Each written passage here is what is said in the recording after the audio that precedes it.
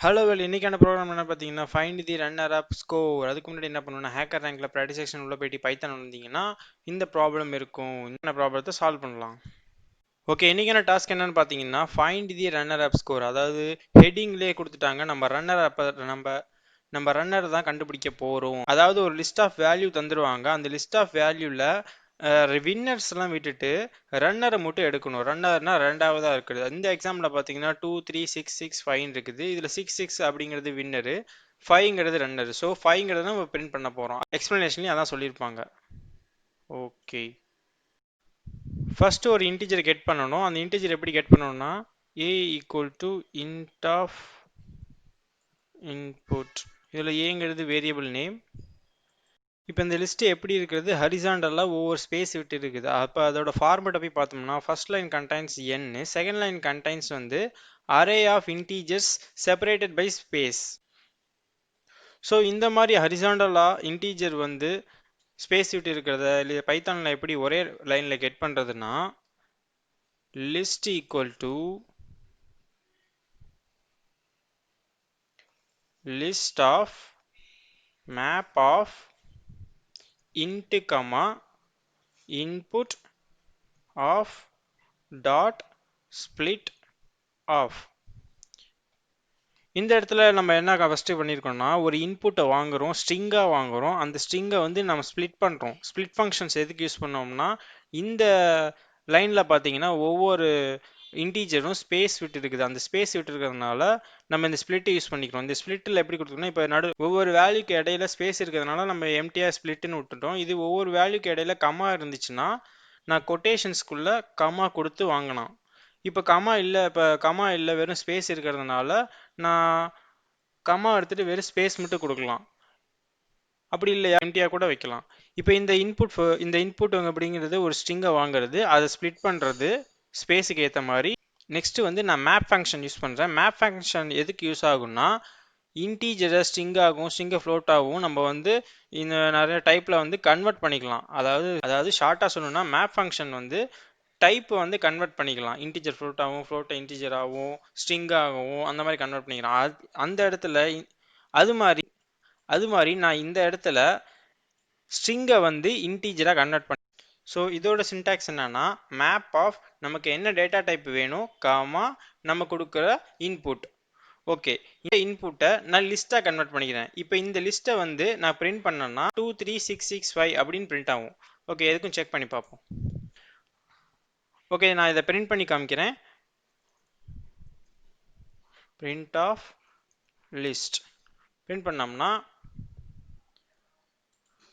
2 3 6 6 5 அப்படின்னு ஆன்சர் வரும். பார்த்தீங்களா?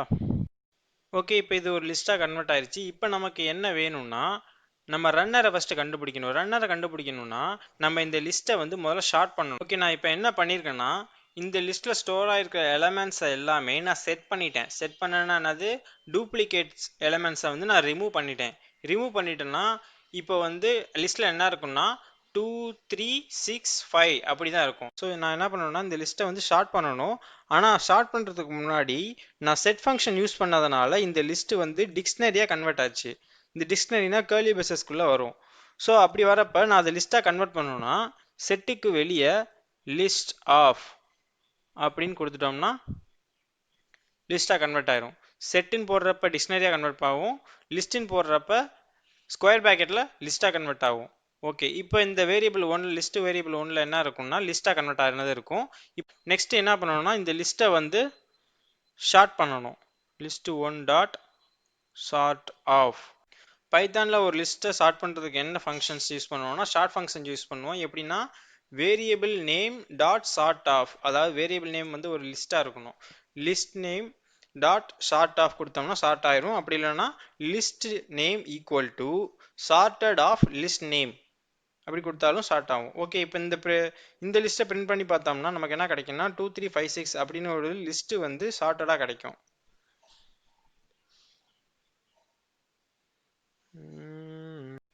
ஓகே, இந்த லிஸ்ட்டில் வந்து நமக்கு டூப்ளிகேட்ஸ் கீ எல்லாமே ஸ்கிப் பண்ணிவிட்டு ஒரிஜினல் இன்டீஜர்ஸ் மட்டும் ஷார்ட்டட் ஆகி வந்திருக்குது. இப்போ நம்ம வந்து -2 இண்டெக்ஸை பிரிண்ட் பண்ணோம்னா நமக்கு ஆன்சர் வந்துடும். -2னா ரைட் மோஸ்ட் இண்டெக்ஸ் வந்து -1 -2ங்கிறது 5.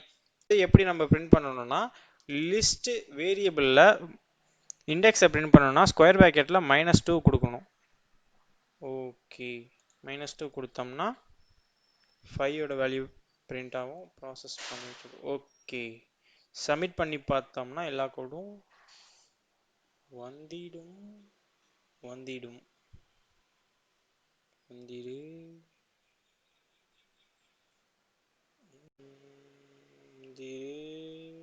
என்னடா. Okay super. ஓகே, இந்த வீடியோவில் நம்ம என்ன பார்த்தோம்னா ஃபர்ஸ்ட் லைனில் வந்து ஒரு இன்டிஜர் எப்படி கெட் பண்ணுறதுன்னு பார்த்தோம். செகண்ட் லைனில் வந்து